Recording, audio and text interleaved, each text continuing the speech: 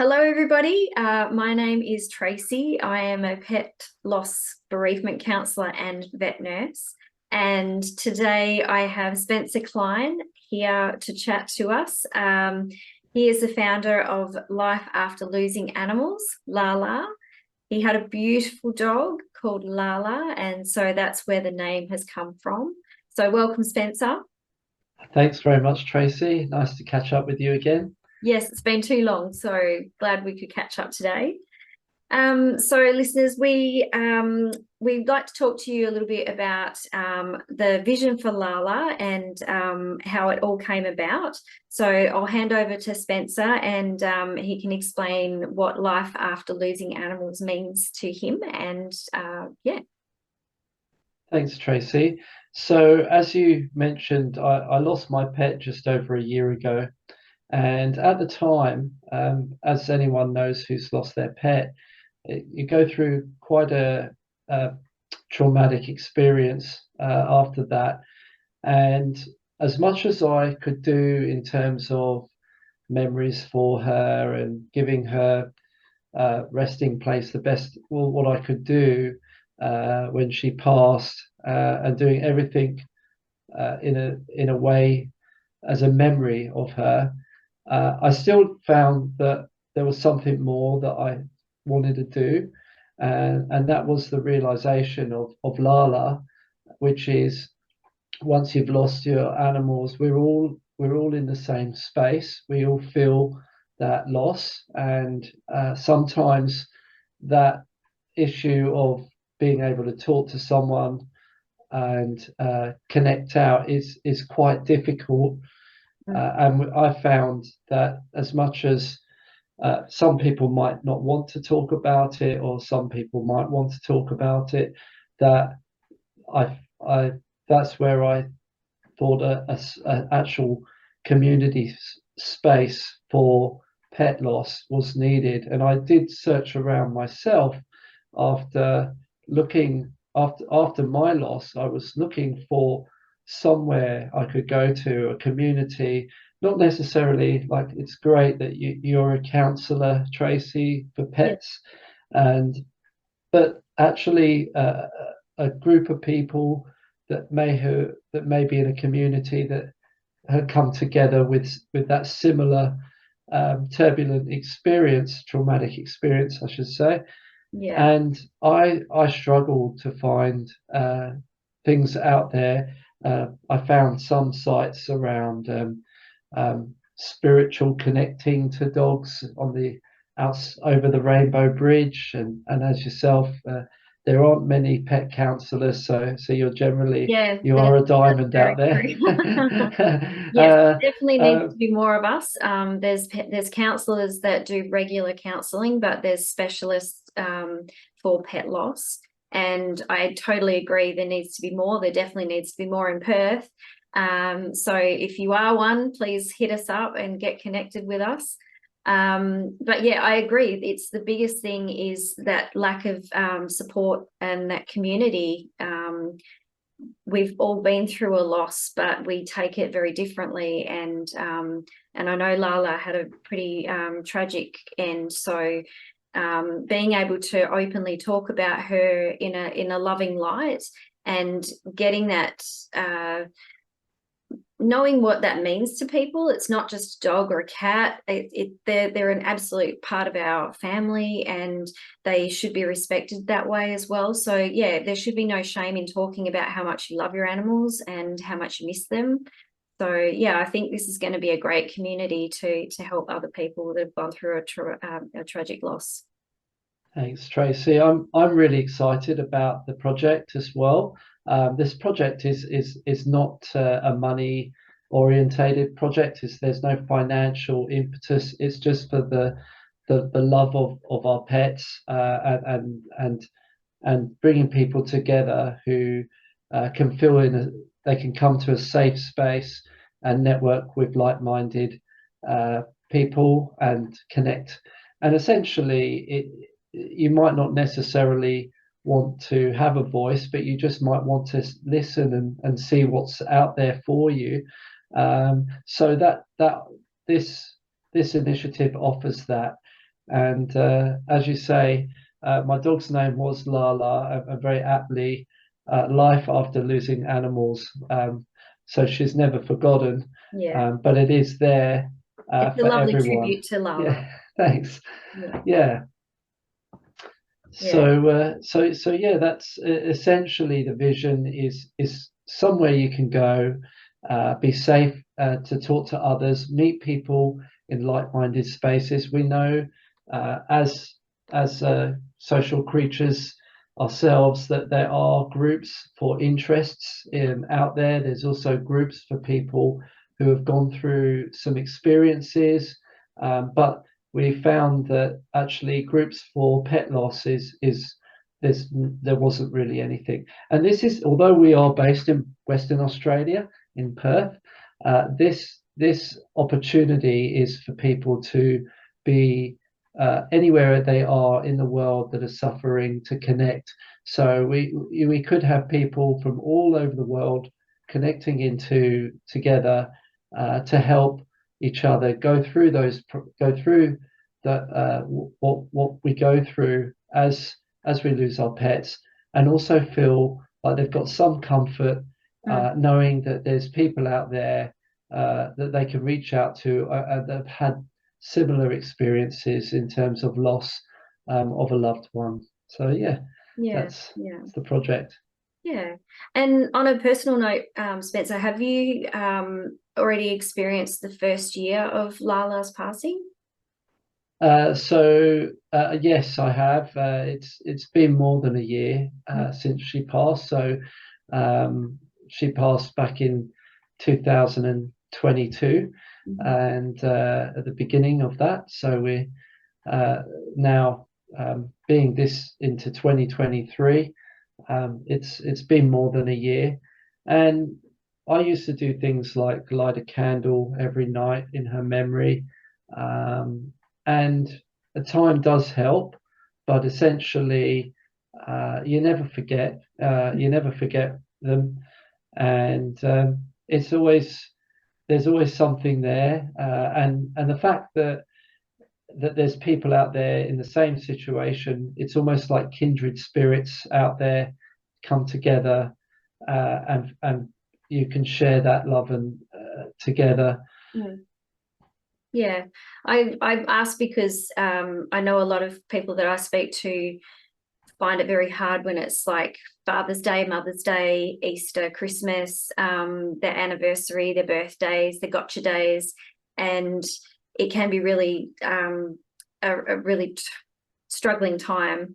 You don't know what to do. It's the first time that you're kind of wanting to celebrate these events, but your loved one's no longer here. So yeah, I think having those rituals of candles, and I spoke to a lady the other day who her little cat had passed away, and she bought a birthday cake for Mother's Day because it was their first Mother's Day without the cat for 20 years.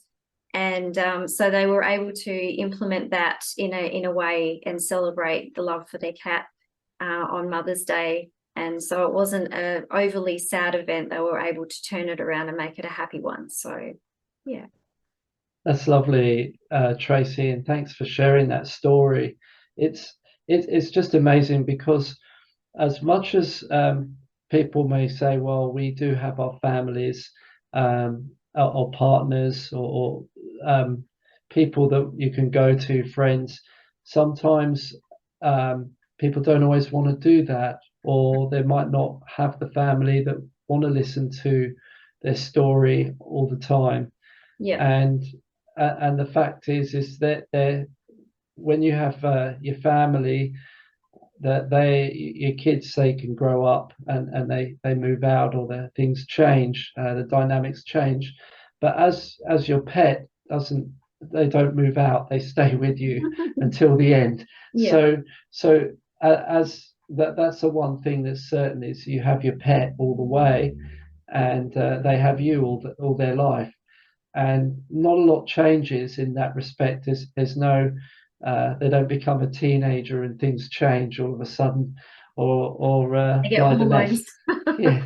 So essentially, you've got that pet, and I think that's where sometimes um, this vision is to really appreciate that our pets are really important to us. Mm. They are like, as we say, they're like our children, but they're our companion, and a lot of people, that's all they have. They may not have family, and therefore when they lose their companion, that's everything. And things do change, as you said, birthdays, special occasions, that will really affect your sort of future going forward. So this is kind of a very safe space for you to feel comfortable, feel safe, be with others who've had that experience and feel appreciated. And if you feel that you can't talk to friends, family, or if you can, that's great. But this is another option on the table, another channel for you to reach out to get to for you to feel like there's a cushion under you for what you've been through. Yeah, awesome. And you've created a little Facebook group. It's a private group that people can join. That's right. Thanks, Tracy. So the Facebook group is called Life After Losing Animals, Lala, and it is a private group. But if you look, it is publicly available to search. So if you search for that, you'll find the group, and then you can just request access. And we've made it private because for people's going based on what we've just discussed, it's there really for people who are genuinely wanting to be in that community, and then we will embrace them into the group Yeah. and help in any way we can. Essentially, also the group will. This is the first podcast, so what we're looking to do, Tracy, is actually develop and have more podcasts on a potentially a monthly basis, where we will invite people who have animal connections with animals, whether that's through pet loss or whether that's current connections with animals in terms of providing more education and awareness around our animals, and providing some interesting insights and developments into what our speakers are going to offer in terms of their subjects. And yeah, it's going to be some exciting times, but I'll leave that to be continued on who the We'll speakers will be we'll and that unveil sort of that thing. when the Yes. time comes. But I was just having a thought then, it potentially it wouldn't just be for people who have lost an animal. They might be preparing to lose an animal. So if their pet has been given a bad diagnosis, and so they're doing the preparation, and they've got all that anticipatory grief that they're not really sure what to do with, and that's basically grieving before the loss has happened. So you're already preempting life without them. So yeah, I think that would be extended to those people that are going through that as well, not just the people that have gone on the other side and lost an animal. So yeah, that's a lovely point, Tracy. And the group is there also for people who do work with animals to provide help, and we're going to be here to encourage. Like for example, I did meet a lady who actually does artists. She's an animal artist, and I happen to have my dog drawn by an artist before she passed. Not this one, but these are the sort of people who will be available on the site, so that if you wanted a beautiful portrait of your dog, and we encourage people with these great talents to come forward to be part of our community as we help develop our vision of Lala. yeah, beautiful. And Thanks. Spencer too, I wanted to touch on, I know when my boy Opie was put to sleep, and it was very a beautiful send off for him.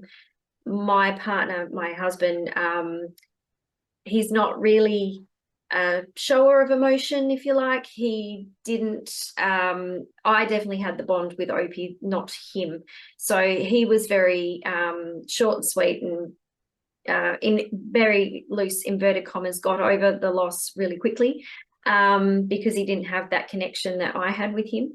But I feel like there's a bit of a gender division, that if you're a woman, or you're allowed to express your emotions willingly and openly, but if you're a gentleman, or you might be too sensitive, or what it like, they put labels on everything. And I just wanted to get your take on that. Being a male, there should be no shame in showing your love to your pets. How do you feel about that? Absolutely.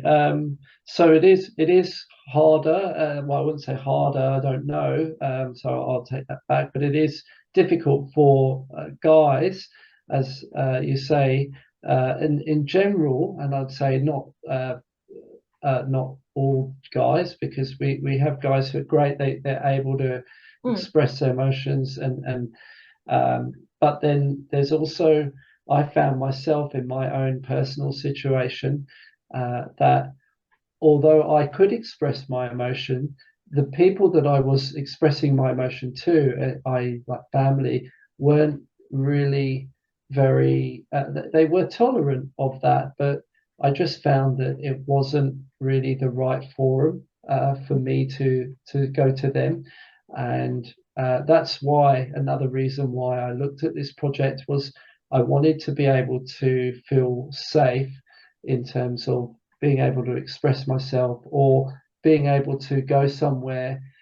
So in some ways, if you don't want to say something, at least you have the opportunity to go somewhere to find out about it. So quite often, and it might not just be a guy, it might be also from a female side of things. Yeah. Female might not want to express their emotions, but at the same time, they would like to look and listen to what others have said about their loss of pets. So in order to be able to grieve themselves. So at the same time, as you said, from a generalization side, that Yes. potentially guys may not be as expressive, that it could happen as well for females, and that this forum will allow males or females to be able to either not express or express by being part of this connection. And I found, from my own personal view, I was able to express my feelings, but I just wasn't expressing them in the right space for people that were sort of as sympathetic or understanding as I felt I wanted. So that's why this site will allow that expression or feeling, or the opportunity to welcome you in, to be able to feel safe, Yeah. to look at how you can deal with those feelings that you may be having after the loss of your pet. And they're big feelings, big emotions, and we don't always have a place to put them. And again, some of the people that I've been working with have lost animals 20 years ago, and they didn't know how they could, they kind of just pushed it right down. And until something that's happened recently, it all gets bubbled up to the surface again. And they were like, oh, I hadn't dealt with that 20 years ago, so that's impacted on now's loss. So yeah, as a community, we suck at learning how to look after people who are in that sad space, in grieving. And we've never really been taught how to do it properly. So exactly, I'm so glad that we've got a forum to be able to do that now. So two of the things that we won't ask, which is what does get asked, is, are you getting another one? And the second thing was, how old were they when they passed away? Yeah. So those are sort of questions that we are very it doesn't really matter how old the pet was, and oh well, and you do get that question maybe when your great nana passes, or great, or your grandparent. But at the end of the day, it doesn't make it any easier what age they are. Yeah, you're so right. It's useless information. Yeah, Like we always want longer with our pets anyway. So that's and it's right. tragic if it's a young puppy or kitten or bird. But yeah, age doesn't really come into it. It's the That's it. connection that we had with our animals that makes it so special. So those are the sort of things that when you do talk to, you know, when I found I was talking to family or friends, those were the sort of things. And am I thinking of getting a pet? Now, if heaven forbid, your partner gets sick and passes away, or God heaven forbid, one of your children, the last thing that you expect a friend to say is that, but it's okay if it's a pet. So this is where Okay. we That need to question kind of does my head in. that's why I felt that we need to kind of do a bit of a game changer by Absolutely. having this sort of safe environment where you may not get the sort of responses that you expect from people who really care about you. And as much as they do care, it's not their fault. It's just the way we've been brought up in terms of society with dealing with those situations. Mm. In general, I should say, it's not everyone, but whereas this is a new way, a new approach of there's a lot of people who have pets around the world, and it's becoming more and more common, especially post COVID. A lot of people, I think there was a it was a hard to get pets. Pets and bicycles seem to go become unavailable. And podcast, yeah, equipment. But I can tell you firsthand, vets have never been busier with the amount of patients that we are looking after at the moment. And we are short-staffed. And anyway, that's a whole other podcast. But yes, that we're seeing a lot more animals now. We're trying to book in more appointments to make people, to become more available, because we've got so many animals to look after now. And yeah, you're right. COVID was great that everyone could stay at home with their pets. I personally didn't get that experience because my boy died just beforehand. But the COVID puppies and kittens that we saw come through the door, and we've had good relationships with, and now they're 2, 3, 4 years old. We've never been crazier, busier. So yeah, we love animals. We love having them around. They're great little companions. So I don't want to change that at all. Yeah. So I think the motto is, enjoy life, enjoy your pet, but the key is that we are here, and we're not just here as you said. If your pet has been lost, has gone to the Rainbow Bridge, or is very sick, we're also here really around just because we love pets and we love Yeah. our pets, and feel free to join our group to learn more and more education around the love of pets. At the same time, we are on Instagram as well. So Life After Losing Animals is there, and we're looking at some other social initiatives. I'm sure TikTok's in the work and all that sort of stuff. So yeah. Awesome. Cool. Well, yeah, if anyone would like to join the Life After Losing Animals on Instagram or on Facebook, then please join up and we'll accept your friend request and add you to the group. And yeah, it'll be a lovely little space to share your photos, stories, and love basically of your babies. And we'd love to hear about your pets. So, Going. one other thing I will say is when I was going through that process of my pet was getting older, and I had to go to the vet. Quite often, I was asking, "Is there any support for me psychologically?" And apart from, as you say, a few of yourselves in the pet counselling, the vets didn't really have that depth, and it was almost as if they wanted to help, but there Yeah. was nothing that they could offer. Yeah. So Yeah. They're unaware of it. They don't get taught that stuff at vet school.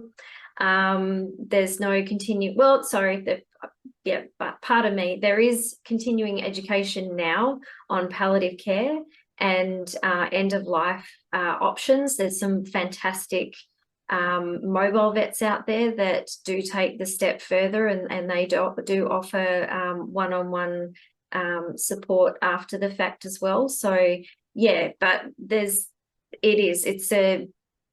gap is not having a group situation that is supportive to people who have lost an animal. So yeah. And if you come onto our site and you want to post your pet, a beautiful picture of you and your pet, we'd love to see you and your pet on our website, and we're on our Facebook site, I should say. So please, once you add yourself, will be then opportunities to post yourself with pet and get involved in some of our initiatives that we're going to be bringing up shortly. Yeah, I'm excited. It's going to be great. Thanks very much, Tracy. It's been really good to catch up. Yeah, cool. I look forward to catching up with you again maybe next month, and yeah, maybe having a guest speaker with us. So watch this space. Sounds good. Awesome. Great. Thank you, Spencer. Thank you, Tracy.